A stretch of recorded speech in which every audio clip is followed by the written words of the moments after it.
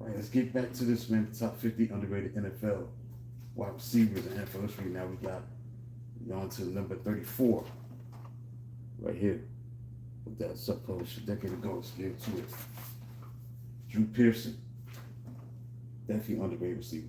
Yes, he's in the Hall of Fame, but he's still underrated. Now he's known for the Hall of Fame sweep of the Hail Mary play happened in 1975 against the Vikings and the Cowboys 51 years ago. And Roger Staubach threw a 50-yard touchdown pass to wide receiver Drew Pearson, which was known as a Hail Mary play. Now for 11 seasons for the Dallas Cowboys, Drew Pearson was Michael Irvin before Michael Irvin, which is true, in terms of arguably being the first great wide receiver for the Cowboys. Arguably.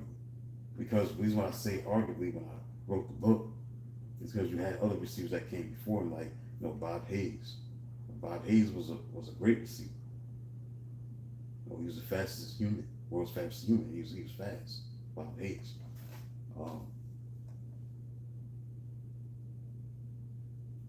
But you make a case, man, when he came on scene, he was that first great receiver that the Cowboys had.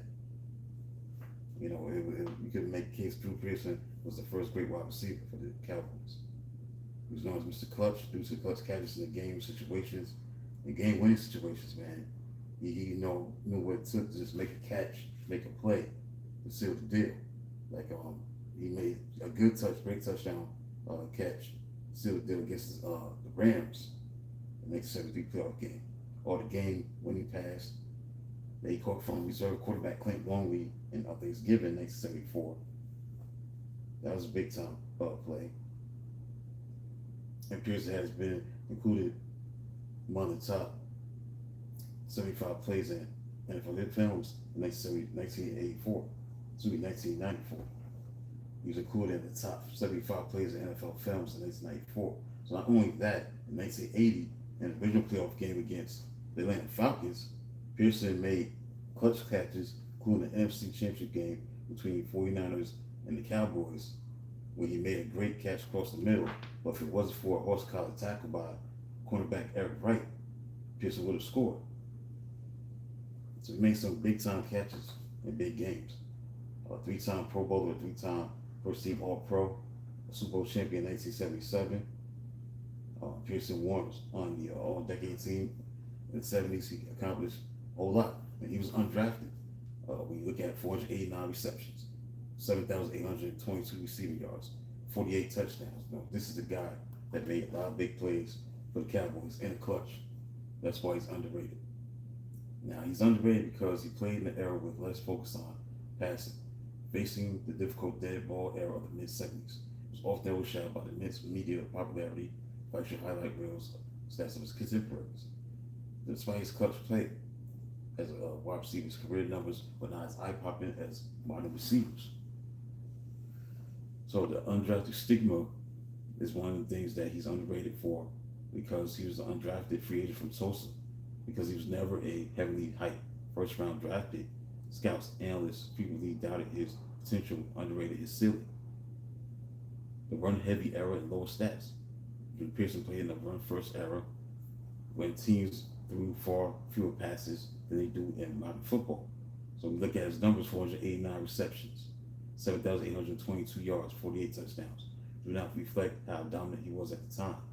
The dead ball era, that means that much of his prime was spent between 1974 and 1977, before the major rule changes were made to protect receivers and open up the passing game. And then he was overshadowed by flashier stars.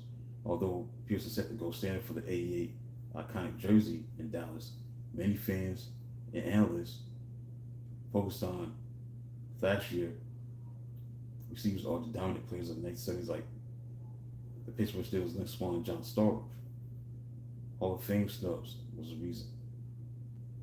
Despite being on the first team All NFL All Decade team for the 70s, he remained the only first team receiver from that decade who was kept out of the Pro Football Hall of Fame for decades, before being finally inducted into the part of the Centennial class. So he's in the Hall of Fame, but it took a long time. So yeah, Drew Pearson definitely was a great player. But it's good to see that he's in the Hall of Fame right now. He's in it.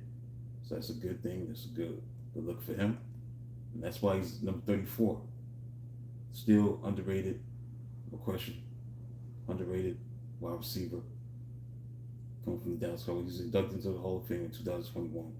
So that was 5 years ago. So he deserves to be in there. A clutch player, man. That's why he's on in the Hall of Fame. And he was Michael Irvin for Michael Irvin because he was the original 88. You know, that number was definitely iconic. Before Michael Irvin, it was Drew Pearson. So that's it, man. Come back at 4 o'clock with another one. Number 33, who's the 33rd underrated wide receiver? You'll find out at 4 o'clock. Until then, talk to you soon.